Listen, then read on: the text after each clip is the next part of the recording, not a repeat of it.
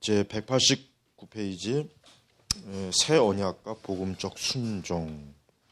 이제 루더포드는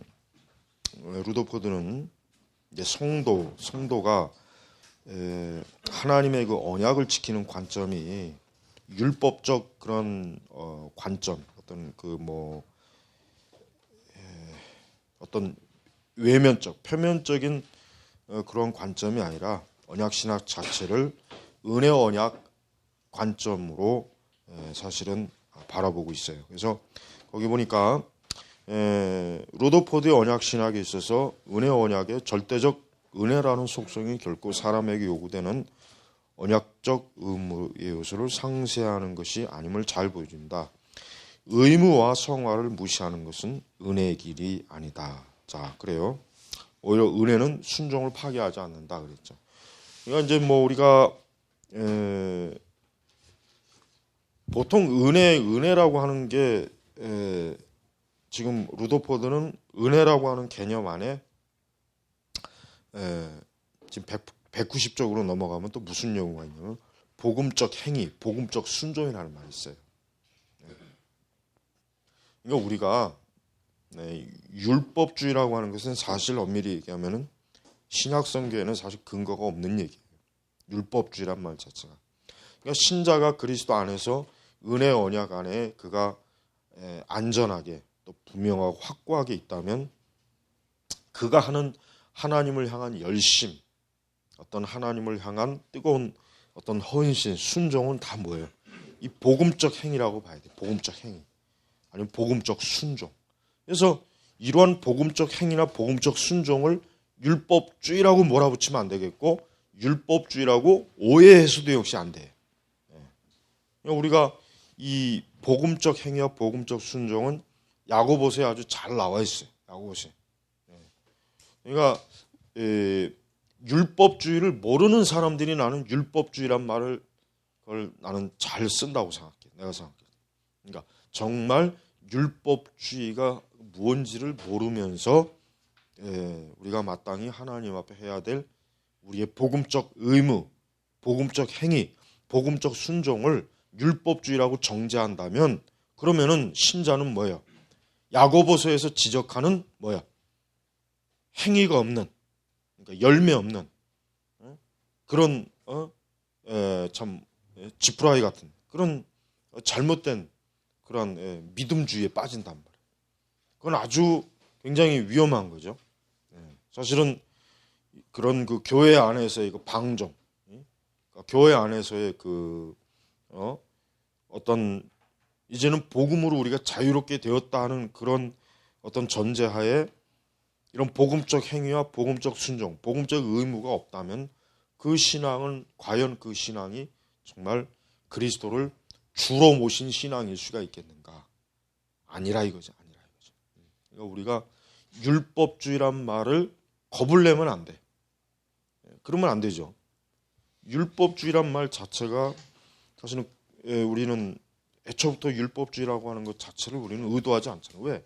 우리가 예수님에 대해서 예수님이 우리의 구원의 참 기초요, 우리 구원의 기반이요, 우리 구원의 아주 가장 핵심적 그런 은혜의 기반인데 그걸 전제하고 알고 있는 상황에서 무슨 율법주의가 나오겠냐?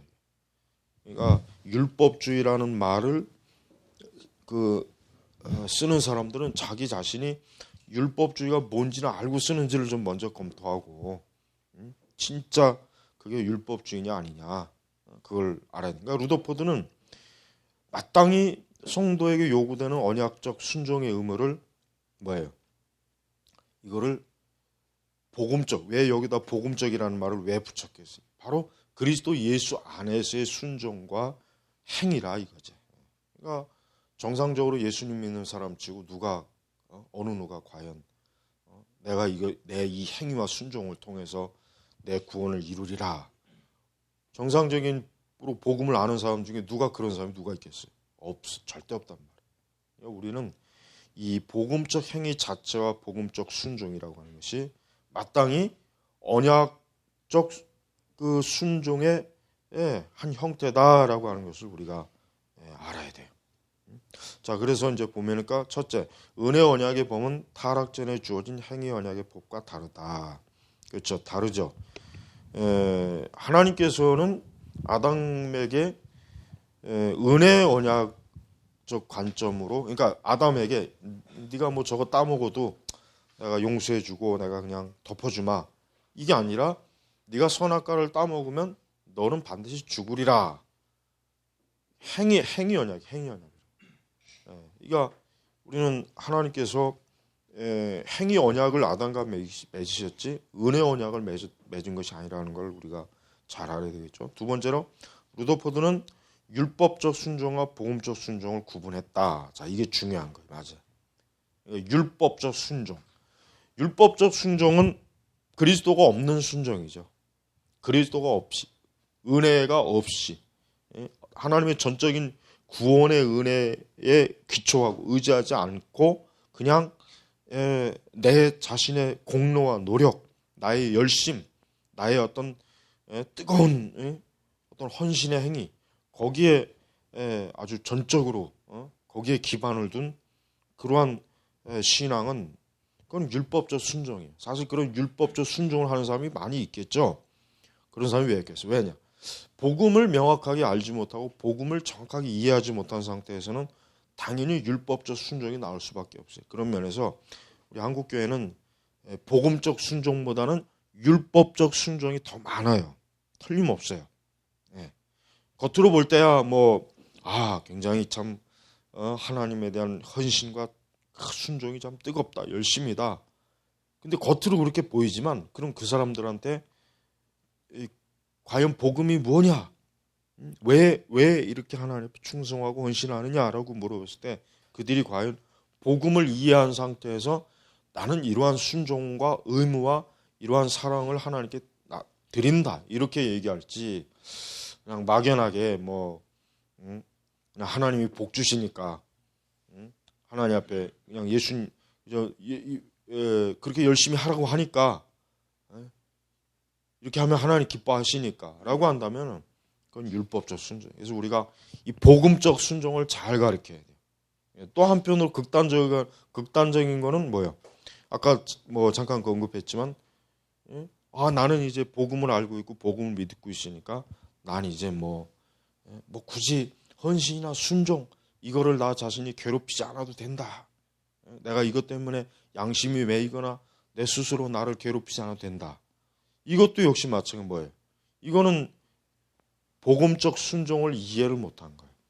참으로 그리스도를 사랑하고 그리스도께서 나를 구원하시기 위해서 십자가에 죽으신 그 고난을, 그거에 대한 정말 감사와 은혜를 안다면 당연히 그분을 위해서 우리는 우리의 모든 것을 다 바쳐도 아깝지 않고 오히려 감사하고 기뻐하는 그런 이게 이제 복음적 순종이라고. 근데 그런 마음이 없는 상태에서 그냥 예수 그리스도에 대한 믿음도 없고 마음도 없고 감사도 없고 은혜도 없는 상태에서 나는 이제 자유했습니다. 나는 이제 복음 안에서 나는 이제 모든 게 다 해방입니다.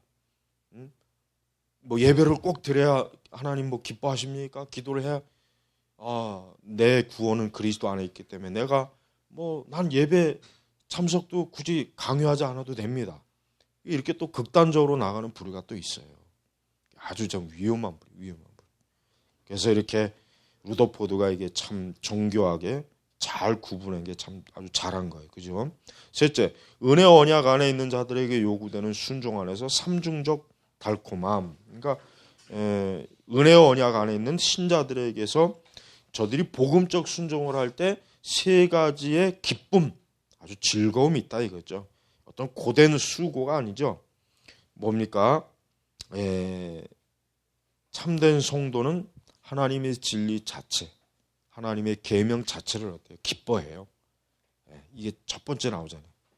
명령 자체 안에 당. 그러니까 신자는 하나님의 말씀 계명을 부담스럽게 여기지 않는다 이거. 참된 성도는 이 말씀은 부담이 돼. 어려워.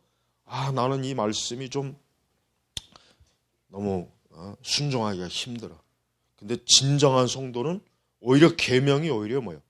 기쁘고 좋은 거예요. 그게 언약 안에서 삼중적 달콤, 상중적 달콤함, 아니면 뭐 삼중적 기쁨, 뭐 소망 이렇게 표현할 수 있고, 주어진 명령을 수행할 수 있도록 주어지는 능력 안에. 그러니까 참된 성도는 어때요? 하나님의 말씀에 순종할 수 있는 그 능력이 그냥 자기 자신의 의지와 노력이 아니라, 물론 그것도 들어가겠지만 근본적으로 성령께서 성도의 의지와 그 마음을 어때요? 붙잡고 더 강하게 하나님께로 향하도록 뭐 이끌지 않으겠어요? 바르진 그걸. 그리고 마지막으로 이 모든 과정에서 그리스도와 더불어 누리는 교제 안에 내재되어 있는 달콤함. 그러니까 결국은 언약의 궁극적 그 축복은 결국 예수님과 함께하는, 예수님과 동행하는, 예수님 안에 있는 그 기쁨이죠. 이 세 가지의 이 것이 바로 뭐예요? 진정한 의미에서 그리스도 하나님 말씀 안에서 그 말씀을 복을 누리는 사람들에게 주어진 가장 좋은 열매입니다. 자, 네 번째로 들어갑니다. 사무엘 루더포드와 구속 언약, 구원의 언약, 아니면 뭐. 자, 첫째 구속 언약은 시간 안에서 여호와와 그리스도 사이에 맺어진 언약을 지칭한다. 그러니까 이제 구속 언약이라고 하는 근본적 배경은 하나님께서 창세 전에 결국은 하나님께서 삼위일체 되신, 근데 여기서는 지금 이제 성령에 대해서는 이제 거론하지 않고 이제 하나님, 성부 하나님과 성자 그리스도 사이에 언약에 맺어 있다고 지칭했죠. 보통 이제 시간 전에, 즉 이 세상 우리의 선택과 구속, 구원의 그 언약의 관계를 사실은 보통 이렇게 표현을 해요. 그렇다고 해가지고 우리가 그럼 성령님은 이러한 사역에 참여하는 것이 아니냐, 그러진 않아요. 다만 뭐냐면은 예수님 자신이 성육신 하시는 분이기 때문에, 즉 성육신 하시는 분이기 때문에 사실 이렇게 표현을 하는 것뿐이죠. 그래서 예수님은 이러한 우리의 구원을 이루시기 위해 뭐예요? 이미 벌써 하나님과 영원한 언약을, 즉 우리의 구원을 이루시겠다고 하는 언약을 스스로 맺으신 거죠.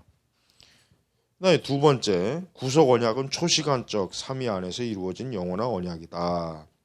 그러니까 초시간적이라고 하는 것은 시간을 제한받지 않는 영원 전부터, 즉 영원 속에서 이러한 언약이 삼위, 즉 성부, 성자, 성령 간에 이루어진 것이다. 이렇게 얘기하는 거예요. 그래서 이제 성자 예수님은 뭡니까? 성육신, 그다음에 십자가 부활, 이와 같은 구속의 사역을 하기로 언약을 맺어서 실제로 뭐예요? 이러한 사역을 이루신 것을 우리가 알고 있어요. 자, 그래서 190페이지 넘어가면은 루더포드는 하나님과 예수 그리스도 사이에 맺어진 영원한 구속 언약을 세 가지 핵심적인 차원에서 이제 논증을 해요. 첫째, 이 구속 언약이야말로 언약적 통일성의 영원한 기초를 제공한다. 언약적 통일성. 이 신약과 구약이 어때요? 통일성 있는 언약이죠. 통일성 있는. 자, 계속합니다. 이제 두 번째는 뭡니까? 은혜 언약, 특별히 은혜 언약의 영원한 기초가 된다. 그러니까 언약의 그 속성 중에 하나는 영원성이다, 이거죠. 영원. 그러니까 하나님의 언약은 일시적이거나 아니면 시간의 제한을 받는 것이 아니라 영원한 언약이다. 세 번째, 목회 현장에서 구속 언약의 성도가 누리는 구원의 확실한 근거가 된다. 그러니까 신자들이 구원에 대해서 두려워하고 염려하고 구원에 대한 뭔가 모르게 아직도 불신앙적인 게 자꾸 수시로 들어왔다. 막 그런 때마다 그 어떤 것보다도 뭐예요? 하나님의 언약. 하나님이 우리를 택하시고 우리를 건지시고 우리를 지으시고 우리를 그 언약의 인침으로 확실하게 우리를 하나님의 자녀로 삼으신 그 언약의 그 확실한 근거가 바로 뭐요? 하나님과 예수님 사이에 맺어진 영원한 언약에 거기에 의미가 있다 하는 것입니다. 자, 다음에 이제 여기 옆에 보면은 중요한 게 있어요. 그 구속 언약에 관한 13가지 논증이 이제 표로 이렇게 잘 돼 있어요. 이거 아주 참 표를 잘 맞는 것 같아요.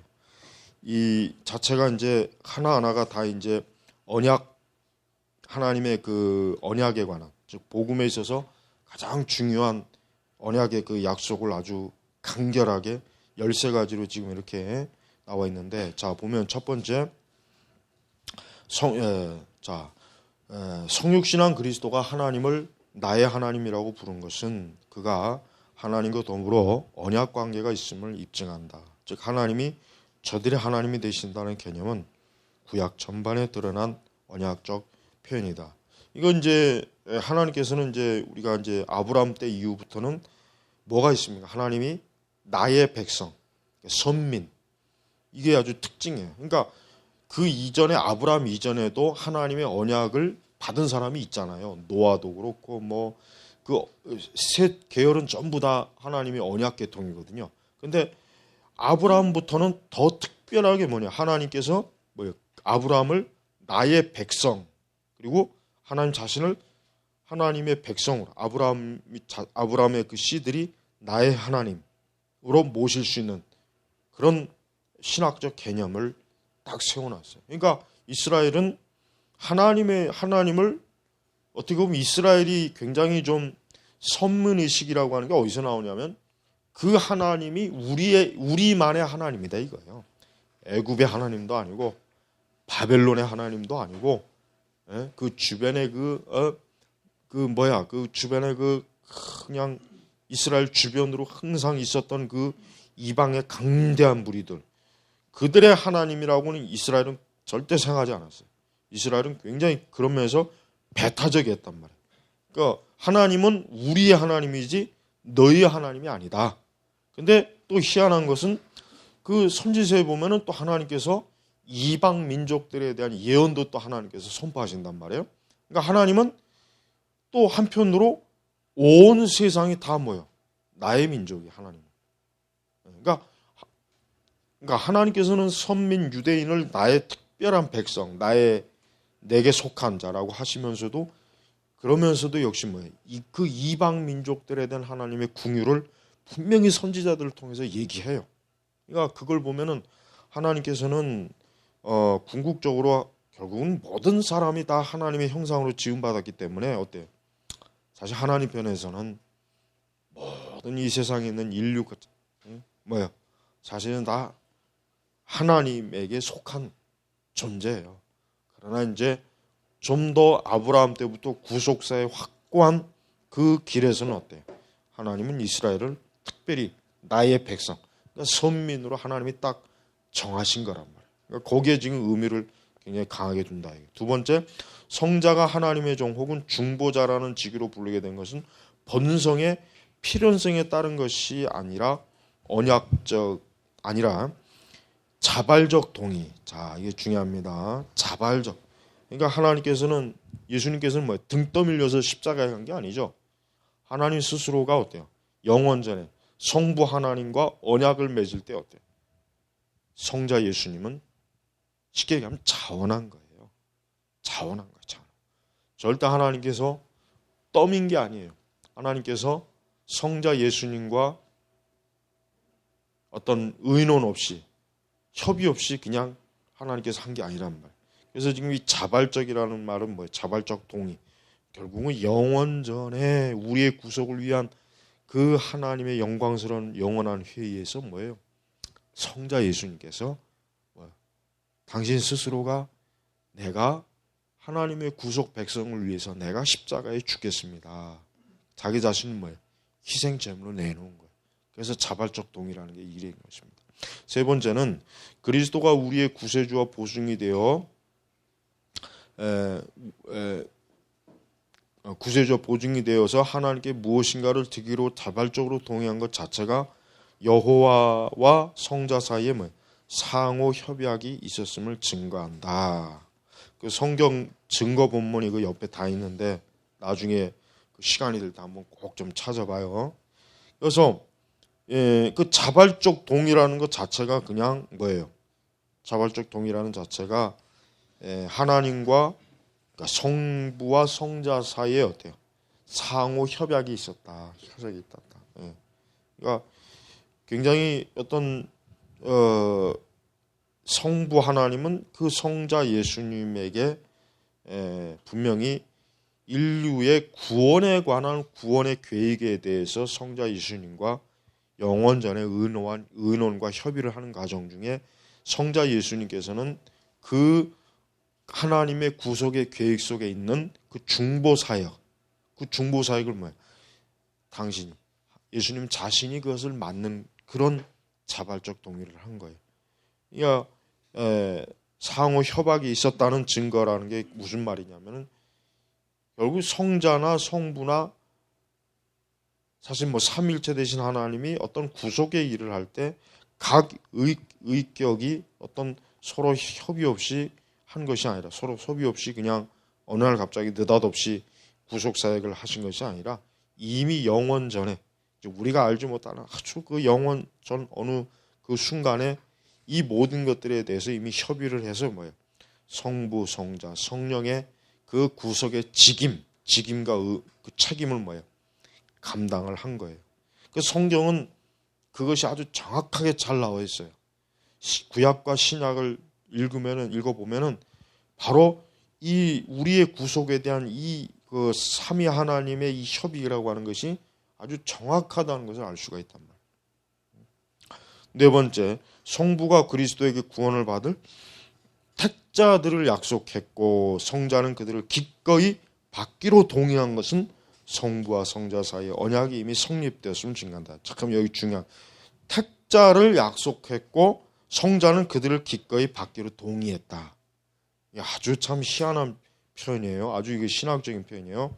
그러니까 인류의 그러니까 우리 구원이라고 하는 것은 벌써 영원 전에 이미 결정되었다는 거예요. 영원 전에 이미 벌써 하나님은 선택자, 하나님의 택자가 결정이 되고 그것을 예수님께서 어때요? 그 하나님께서 택한 그 택자들을 받기로, 즉 그들을 뭐야?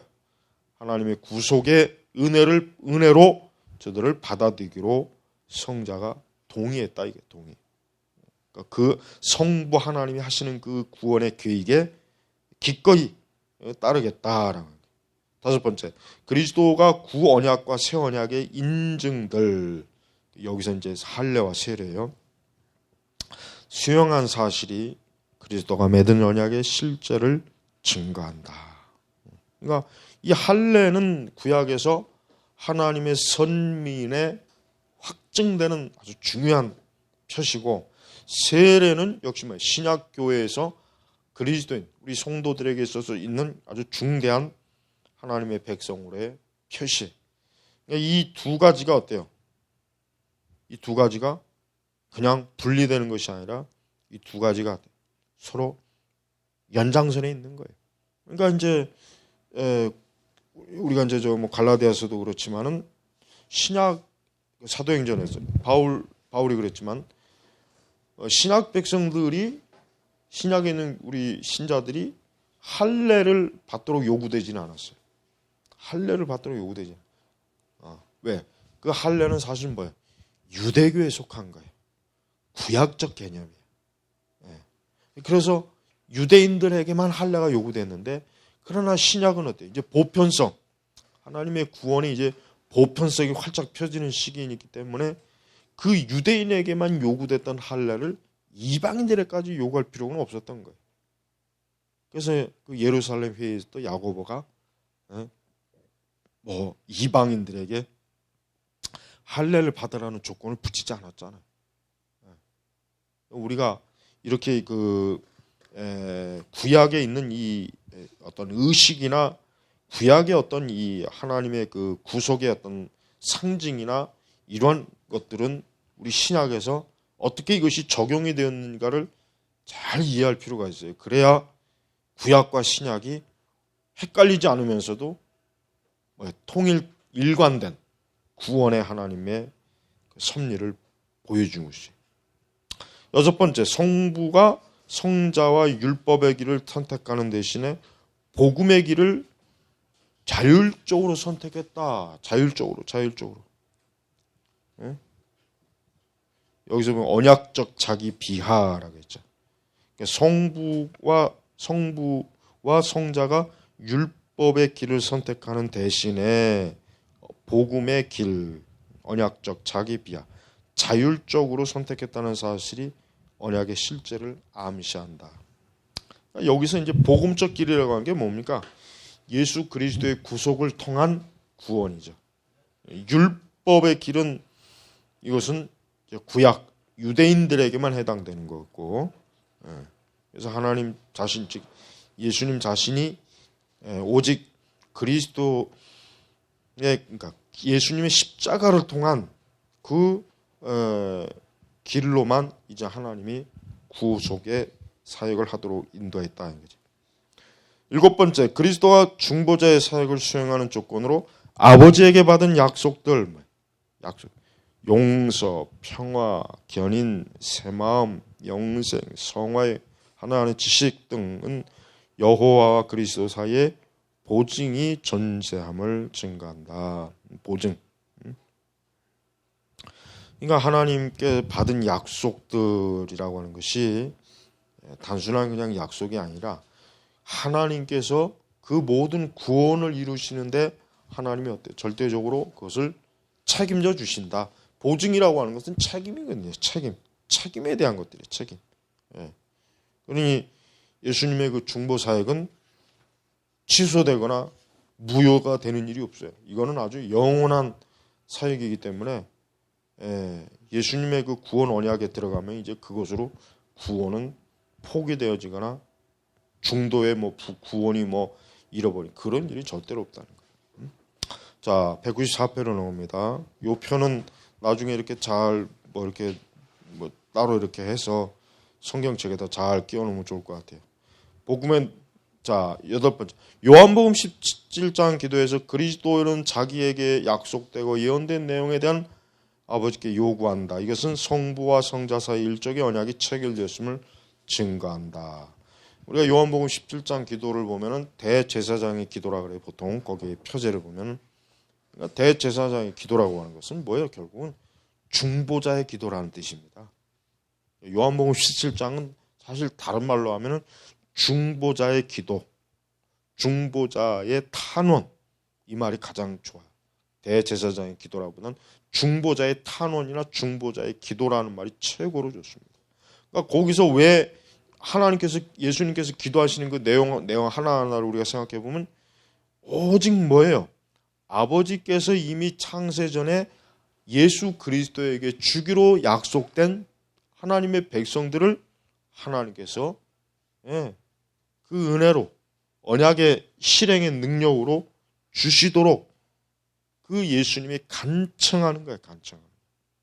그리고 결국 예수님이 그 하나님의 뜻을 다 이루었기 때문에 이제는 하나님 아버지의 언약이 구속의 언약이 때 결실을 맺어도 된다 하는 그 내용입니다. 요한복음 17장의 그 기도라고 하는 것은 굉장히 아주 광범위한 하나님의 그 구속의 아주 전체에 대한 그리스도의 이 하나님의 그 거룩한 구속의 의무, 책임을 요구하는 아주 신성한 기도입니다. 9번째, 성부는 그리스도에게 당신의 백성을 구하라고 명했고 택자들에 대한 그리스도의 요구를 듣고 허락하기로 약속했다. 성부 하나님께서는 이미 구약에서부터 하나님의 백성들의 구원에 대한 그 철저한 계획이 하나하나 시행되고 이루어지는 것에 대해서 아주 한치 오차도 없이 그 일을 이루신 걸 우리가 구약성경에서 볼 수 있어요. 10번째, 싹을 위한 그리스도의 사역과 이에 대한 성부의 보상은 양자 사이의 언약관계가 성립됐음을 증거한다. 싹을 위한 그리스도. 예수님은 단순히 그냥 구속 사역을 담당하신 분이 아니라 예수님 자신은 뭐예요? 물과 피를 쏟았습니다. 예수님 자신이 십자가에서 죽으셨어요. 그게 뭐예요? 바로 예수님의 공적이에요. 그러니까 우리는 공로가 없지만 예수님은 공로가 있어요. 예수님의 공로가 뭐예요? 당신 자신이 피 흘려 죽으신 거예요. 그게 공로예요, 공로. 예수님의 공로. 그러니까 우리의 인간의 공로는 아무 가치가 없는 이유가 뭐냐면 예수님께서 이미 이루신 공로에 비춰봤을 때 우리의 공로라고 하는 것은 아무 정말 그 앞에서 보면은 그냥 태양 앞에 반딧불밖에 안 되는 거예요. 그러니까 우리가 우리의 공로로 나아갈 생각, 인간이 내 공로로 하나님 앞에 나아갈 생각하지 말고 이미 그리스도께서 이미 다 당신이 이루어 놓으신 공로에 그냥 나는 거기에 그냥 얹혀가면 되는 거예요. 얹혀, 그죠? 인간의 구원은 그저 그리스도에게 업혀가는 거예요. 업혀가는 거. 그러니까 굉장히 간단하죠. 굉장히 사실 쉬운 거예요. 그러나 사람의 본성은 자기가 어떤 구원의 공로적인 무언가를 하고 싶어하는 이런 교만한 마음, 이런 교만함이 항상 복음을 흘려듣게 하는 거예요. 복음을 거부하는 거죠. 10번째, 싹을 위한 그리스도, 그러니까 이건 했고 11번째, 하나님께서 맹세로 그리스도를 영원한 제사장과 왕으로 세우신 이런 일종의 언약이다. 그러니까 하나님께서는 예수님을 뭐예요? 대제사장. 일시적인 제사장이 아니라 영원한 대제사장. 히브리서에 나오는 것처럼 왕으로 세웠다. 그냥 왕이 아니죠. 왕 중 왕이죠. 예수님께서는 온 천하 세상 모든 만물의 주인이시랍니다. 주인. 자, 12번째, 택자들의 구원을 위해 그리스도는 이미 창세전에 따로 구별되고 선택받았다. 또한 인류를 향한 언약적 사랑의 계획 안에서 성부와 성자는 서로 기뻐했다. 그렇다면 이것은 택자들의 구원을 위한 사랑의 언약이 이미 창세전에 존재했음을 암시한다. 성도는 자기 자신의 구원에 대해서 아주 꼭 잊지 말아야 될 것은 우리의 구원은 이미 창세전에 완성되었다 이거예요. 나의 구원은 이미 이 세상을 창조하신 이전에, 이 세상의 이 모든 우주의 사물들이 나오기 전에 이미 내 구원은 확증되고 결정된 거예요. 이 믿음이 확고해야 돼. 이 믿음이 확고하지 않은 사람은 그 사람은 칼빈주의자가 아니에요. 그 사람은 성경적 구원을 여전히 모르는 사람. 그러니까 신자는 자기의 구원이 이 세상에서 이루어진 걸로 여기는 것이 아니라 이미 벌써 영원 전에 이루어진 거예요. 그러니까 우리는 네가 구원받은 날짜가 언제냐 그게 의미가 없어요. 내 구원은 뭐예요? 영원 전에 이루어졌다고 얘기해야 돼요. 그게 성경적인 대답이거든. 내 구원은 영원 전에 하나님 성부, 성자, 성령께서 세 분이 내 구원을 결정하셔서 이루어졌다. 그리고 이미 시간 안에서 그것이 다만 확인된 것뿐이다 이거예요. 그러니까 우리가 저 구원파나 좀 이상한 사람들, 당신 몇 날 몇 시에 구원받았어? 그렇게 묻는 사람들은 그건 참 물론 그렇게 물으면은 아까 내가 얘기한 것처럼 성경적으로 영원 전에 나는 벌써 구원받았다. 이게 칼빈주의자가 답할 수 있는 최고의 답이에요. 이거보다 정확한 답은 없어요. 왜 그렇게 답을 해버리면 할 말이 없지. 영원 전에 구원했다는데 뭐라고 더 이상 그들이 뭐라고 얘기하겠어. 이게 사실 지금 이 12번 얘기가 12번째가 얘기 그거란 말이에요. 그거. 이미 창세 전에 삼위일체 되신 하나님께서 그 언약 안에서 내 구원을 이미 확정했다는데 거기다 뭘 갖다 붙이고 뭐가 있어요. 자, 13번째. 하나님께서 부르심으로 그리스도를 영원한 제사장과 왕으로 세우신 이 역시 그리스도의 왕직과 제사장이 언약에 의해 마련되었음을 암시함. 그렇죠. 예수님은 결국은 뭐예요? 왕이요, 제사장이요. 그분은 중보자로서 아주 완벽하게 하나님과 창세 전에 그 맺었던 언약을 그분 자신이 완벽하게 다 순종을 해요. 한치의 오차도 없이 완벽하게 순종함으로 결국 뭐예요? 그분은 참 영원한 중보자로서 자격이 있는 분이다 하는 것을 우리가 알 수가 있어요. 자, 이렇게 이제 13가지의 이게 사실은 이제 구속 언약에 관한 13가지 논증이라 논증. 이 13가지는 우리가 잘 머릿속에 담고 있으면 언약, 하나님의 언약의 그 계획과 뜻과 그 모든 것들이 얼마나 탁월하고 위대한지를 우리가 이제 알 수 있습니다. 자, 네, 195조로 갑니다. 자, 루더포드는 창세기 2장 17절을 다음과 같은 논리로 읽어낸다. 창세기 2장 17절. 하나님은 모든 육체에게 율법의 법칙을 적용하여 아들을 보내시지 않을 수도 있었다. 한편 아들의 입장에서는 보내심을 받는 줄을 거절할 수 있었다. 따라서 그리스도의 오심은 일종의 협의에 이루는 거라고 말할 수 있다.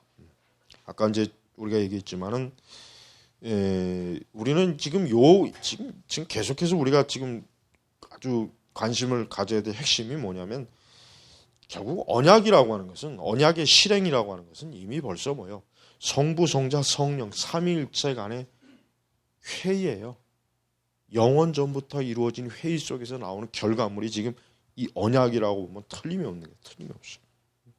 그러니까 하나님께서 성부 하나님이 성자 예수님에게 억지로 떠맡긴 것도 아니고 또 역시 성자 예수님이 성령 하나님께 억지로 뭔가를 떠맡아 갖고 그저 마지못해서 그냥 뭐 이렇게 막 그냥 억지로 막 그냥 하는 것이 아니라 이 영광스러운 일을 하는 데 있어서 성자 성령 이 제2위격 제3위격 되시는 분이 제1위격에 계신 성부 하나님의 그 뜻에 뭐예요? 자발적 순종과 동의를 했다. 그러니까 그 세 분 사이에는 인간의 구속에 대한 불협화음이 전혀 없었다. 전혀 없었다. 그러니까 우리의 현재 구원이라고 하는 것은 완벽할 수밖에 없는 이유가 뭐냐면 삼위일체 하나님 간에 어때요? 완벽한 동의와 자발적 순종으로 이루어진 것이. 그러니까 하나님의 구속 사역은 실패하지 않아요. 무너지지 않습니다. 왜? 성자 성령이 기꺼이 거기에 동의했기 때문에 그래요. 그래서 이 삼위일체 안에는 우열, 열등 이게 없다 이거죠. 우리 동등한 인격, 동등한 그런 직위, 능력, 지혜 이와 같은 그 동등한 입장에서 언약을 체결해서 우리의 구원을 이루신 그 영광스러운 언약은 얼마나 좀 대단하지 않느냐 이렇게 볼 수 있는 거예요. 자, 그래서 195페이지 아래쪽. 그렇다면 구속 언약의 기능은 무엇인가? 기능이 뭐냐? 무엇보다도 구속 언약은 모든 성경적 언약의 통일성을 제공하는 근본이 된. 한편으로 구속 언약은 행위 언약과 은혜 언약을 연결시킨다. 그러니까 이제 구속 언약이라는 말 자체가 구속이라는 말과 언약이라는 말이 합해져서 구속 언약이라고 하지는데 사실은 그 구속이라고 하는 그 말 안에는 결국 뭐예요? 은혜라는 말이 들어가죠. 은혜. 그다음에 이 율법도 율법이라고 하는 것 자체는 사실 뭐 인간의 구원을 위한 하나님의 선하신 하나님의 뭐예요? 법이에요. 법. 사실 우리는 율법이 우리의 구원을 막 회방한다는 생각을 하면 안 되겠죠. 그러니까 하나님은 우리를 그냥 억지로 우리를 구원하기 싫은데 성자 예수님께서 억지로 막 구원시키는 뭐 그런 관계로 보지 않고 루더포드가 정확히 보는 게 뭐예요? 결국 은혜 언약과 이 율법 언약이라는 게 사실 뭐예요? 서로 대립되는 게 아니에요. 구속 언약에서 뭐예요? 서로 하나가 되는 거예요. 그래서 우리는 신약교회가 왜 무율법주의로 가면 안 되느냐? 이 구속 언약과 율법, 그러니까 이 행위 언약과 은혜 언약이라고 하는 게 구속 언약을 통해서 하나의 테두리 안에 들어가기 때문에 우리는 절대로 우리의 구원이라고 하는 것은 불완전하거나 이것이 또 어떤 우리의 구원이 어떤 하자가 있거나 그렇지 않다라고 우리가 봐야 돼. 그리고 이러한 행위 언약 가운데서 또 이러한 그 은혜 언약 자체가 뭐예요? 우리는 하나님의 복음 안에서 이 모든 것들이 확증이 되고 이 모든 것들이 확인이 된 거예요. 그러니까 하나님의 구속의 언약이라고 하는 것은 성자 성부 특히 성부, 성자 이 두 분께서 서로 맺으신 것이라 이건 절대로 무너지지도 않고 포기되지 않아요. 그러니까 기독교에서 구원이라고 하는 것은 참 뭐예요? 구원이라고 하는 것은 가장 아주 확실한 거예요. 세상 그 어떤 것보다 확실한 게 뭐냐라고 물으면 하나님의 구속의 계획, 구속의 뜻이라고 하면 아주 정확한 것입니다.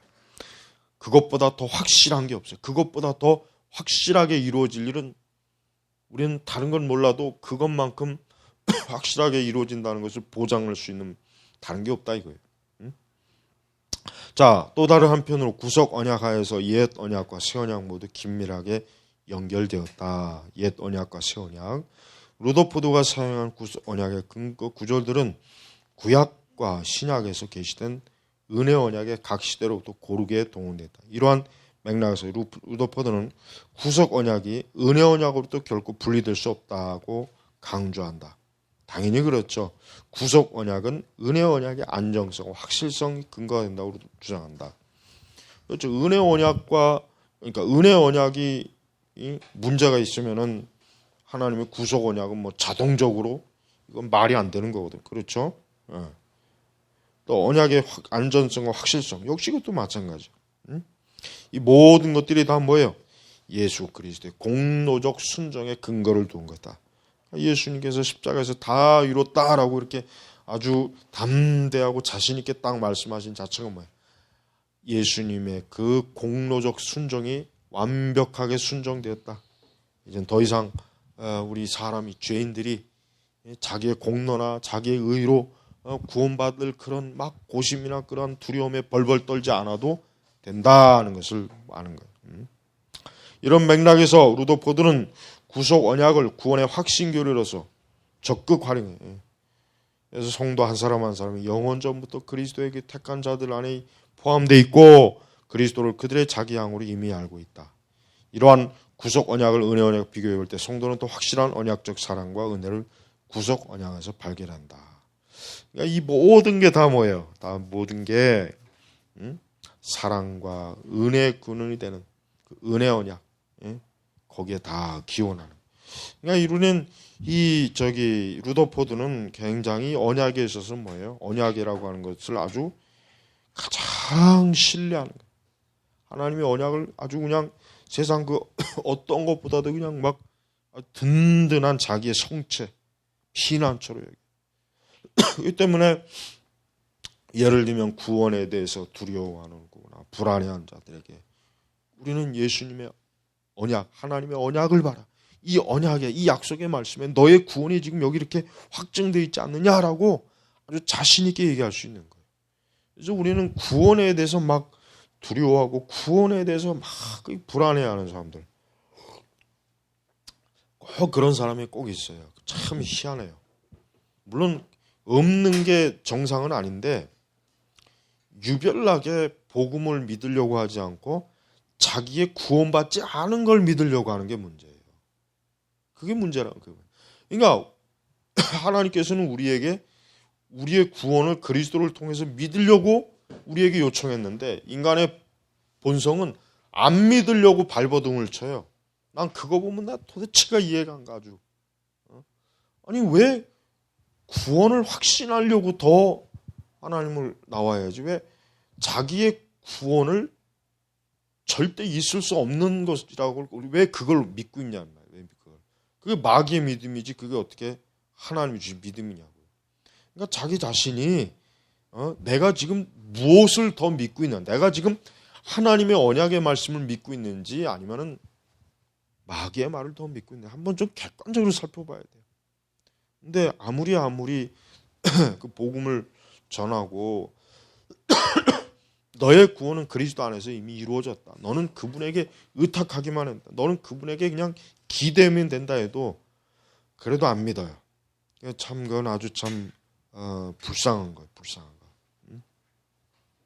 자, 우리 다섯 번째 루더포드의 언약신학이 가진 교회론적 함의. 자, 루더포드의 언약신학은 언약의 통일성과 더불어 그것을 변치 않는 토대로서 구속 언약을 크게 강조한 특징이 아닌다. 이러한 특징은 그 교회론 논쟁의 어떤 방식으로 반영되어 있을까? 교회론. 항상 뭐 이것은 교회와 이제 떠날 수 없는 거죠. 첫째, 그러니까 그러니까 구약의 언약, 구약과 신약 사이의 통일성을 논중하면서 루더포드가 도입한 외면 언약과 내면 언약의 구분은 구약교회와 신약교회 모두를 설명한 틀로서 설명된다. 그러니까 구약교회, 신약교회, 외면 언약, 내면 언약, 이게 사실은 엄밀히 얘기해서 뭐 건널 수 없는 강을 사이에 끼고 있는 게 아니에요. 결국은 뭐요? 다 일관된 하나의 연결점이 다 있어요. 루더포드가 보기에 제세례파와 분리주의자들이 가지고 있는 교회론적 핵심적인 오류는 이 구분을 구약과 신약의 차이로 혼돈하는 데 있다. 그러니까 우리는 그러니까 언약이라고, 어차피 지금 이 언약이라고 하는 것은, 그러니까 구약 성경이나 신약 성경이라고 하는 것은 사실은 근본적으로 분리될 수가 없어요. 그죠? 분리될 수가 없는 거예요. 그걸 억지로 분리될 수 없는 걸 억지로 자꾸 이렇게 분리시키는 이게 제세례파와 분리주의자들은 그런 오류를 보인다 이거죠. 그들은 이 구약과 신약의 어떤 일관된 하나님의 언약의 이 이끄심에 대해서 저들은 믿지 않는 거예요. 그래서 루더포드가 거기에 대해서 어떤 대안을 제시합니까? 구약교회 안에도 하나님과 더불어 내면 언약의 관계를 맺는 보이지 않는 교회가 실제로 언제나 존재했다 하는 것을 강조합니다. 그렇죠. 우리는 보통 구약에도, 정통신학에서는 구약에도 교회가 있었다라고 우리는 믿어요. 오순절 강림 이후에 구약 교회가 생긴 거는 가시적 교회죠. 가시적. 그러면서 그 가시적 교회를 통해서 이제는 온 민족을 하나님께로 이제 오라 너희가 오라 그런 거예요. 그렇다고 해서 그러면 구약은 그런 교회가 없었냐? 사실 구약은 하나님의 선민 자체가 영적으로 교회죠. 그렇죠? 영적으로 교회란 말이에요. 그래서 하나님의 백성들 그들 자신이 사실은 뭐예요? 하나님께 속한 영적인 거룩한 백성, 한 민족, 한 가족으로 그들을 그러니까 이스라엘 백성은 어때요? 12지파로 나눠있지만 그 12지파면 거꾸로 올라가면 결국 누구에게 속합니까? 아브라함 하나로 다 집결되잖아요. 그러니까 이 구약이라고 하는 그 전반적으로 구약 안에 있는 그 모든 그 하나님의 백성 이스라엘은 사실은 뭐예요? 하나의 테두리 안에 있는 하나님의 거룩한 한 교회 안에 있는 영적 교회 안에 있는 한 식구나 마찬가지다. 그럼 이제 신약도 마찬가지잖아요. 신약도 우리가 이제 보이는 교회와 보이지 않는 교회. 신약도 보이는 교회, 우리는 보이지 않는 교회. 그러니까 보이는 교회에 진정으로 참된 속한 그리스도인들은 보이지 않는 교회에 이미 속해 있는 거예요. 그죠? 우리가 지금 하나님 나라 가야 보이지 않는 교회에 속하는 게 아니라 뭐예요? 지금 이미 이 땅에 있어도 뭐예요? 보이지 않는 교회에 우리가 이미 속해 있는 거예요. 그래서 우리는 이런 그 하나님의 언약을 통한 그 구원받은 모든 사람들을 뭐예요? 언약 백성 또 하나님의 교회의 거룩한 성원이다 이렇게 얘기할 수 있어요. 그래서 이런 구약과 신약의 관점에서 우리는 어떤 일이 있어도 단절된 그런 관점으로 봐지 말고 연속성의 관점으로 봐야 돼. 연속성. 그러니까 우리 신약 교회가 구약 성경을 가지고 우리가 성경을 하나로 묶잖아요. 안 그래요?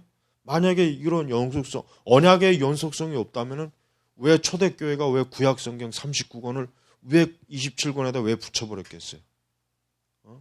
그냥 오히려 이제 우린 유대교와 관계없다. 그러니까 우리는 이제 더 이상 구약 성경을 보지 말자. 필요 없다. 그래서 딱 신약 성경 27권만 가지고 있으면은 얼마나 우리 신약 공부가 훨씬 더 수월할 텐데 주석도 적고. 근데 초대교회 교인들은 굉장히 참 신학적으로 굉장히 지혜로운 사람이에요. 하나님의 지혜가 가득한 거예요. 왜? 구약이 없이는 신약의 교회가 어때요? 기반이 없을 거라는 거예요. 얼마나 하나님의 성령께서 사도들과 그 초대교회 신자들을 얼마나 지혜롭게 진리를 이끄셨어요. 우리는 하나님의 교회의 구성원, 이 구약과 언약의 이 관계 속에서 하나님의 영광스러움이 얼마나 큰지를 잘 알아야 됩니다. 자, 둘째, 성경의 언약들이 가진 다양성을 초월하는 통일성은 결국 하나님이 단일하고 동일한 영원한 사랑의 깊이 뿌리를 내고 있다. 구세주의 사랑은 아브라함 언약 혼심자 아담의 타락과 더불어 시작된 것이 결코 아니다. 에덴에서 아담이 받은 것은 이미 영원 전에 맞은 복음의 은혜 사본을 따릅니다. 요컨대 하나님의 사랑은 시대 흐름을 따라 더해지거나 변하는 것이 아니다. 이 언약적 사랑은 뭐예요? 불변성. 그러니까 이 두 번째 강조점은 뭡니까? 불변성. 언약의 불변성. 그 언약 자체가 뭐예요? 영원히 불변한다. 영원히 불변한다. 이거 영원히 두 번째 강조. 세 번째, 구속 안에 그리스도에 약속된 것은 자녀들은 징계의 회초리다. 우리에게 회초리란 하나님과 우리 사이에 맺은 언약에 포함되어 있는 언약적 사랑이다. 그러니까 신약의 성도들은 언약을 어때요? 언약이라고 하는 것을 분명히 하나님의 사랑으로 보는데 그 언약은 신자가 범죄할 때마다 그 언약은 하나님의 언약은 왜? 징계란 신자들. 그래서 그 언약 안에 들어가 있는 하나님의 백성들이 죄를 짓거나 거룩하지 못한 길로 갈 때 단호하게 어때요? 그 부분에 대해서 책망하고 그 부분을 어때요? 저들을 바른 오류에 빠지지 않도록 이끌어주는 거예요. 그러니까 이 언약이라고 하는 게 그래서 여기 보니까 토마스 후커의 경우 교회 안에 신앙되는 권징의 이론적 실천적인 기초를 언약의 개념에서 찾는다. 그러니까 권징이라고 하는 것이 단순히 그냥 뭐 잘못한 교인들 뭐 두들겨 패는 게 아니라 언약의 신실성을 붙잡는 거예요. 그래서 이래서 이제 언약 신학이 이래서 참 중요하다고 이제 볼 수가 있어요. 그다음에 이제 우리는 아까 이제 우리가 첫 번째 시간에 배웠던 교회 정치 모든 원리도 다 어디에서 근거합니까? 언약에 근거하잖아요. 그래서 여기 200페이지 보니까 회원권, 말씀, 성례, 직원, 선출, 취직, 원칙 이게 다 뭐예요? 하나님의 은혜 언약. 모든 이 언약에 다 뿌리를 내린 거예요. 그러니까 언약이라고 하는 것이 이렇게 교회에 있어서 어때요? 중대한 요소를 가지고 있다는 걸 우리가 좀 알아야 되겠습니다. 자, 다음 시간에는 이제 토마스 후커의 언약 신학을 이제 들어가겠습니다. 이렇게 루더포드의 이제 언약이라고 하는 것이 얼마나 참 우리 지금 언약 신학 지금의 관점에서 봐도 아주 탁월하게 하나님의 교회와 하나님의 영광스러운 구속 사역과 신자의 확실한 그 구원의 안정성 모든 걸 다 보장해 주잖아요. 그래서 우리가 이 언약 신학을 왜 중요하다는지 우리가 알 수가 있습니다. 자, 마치겠습니다.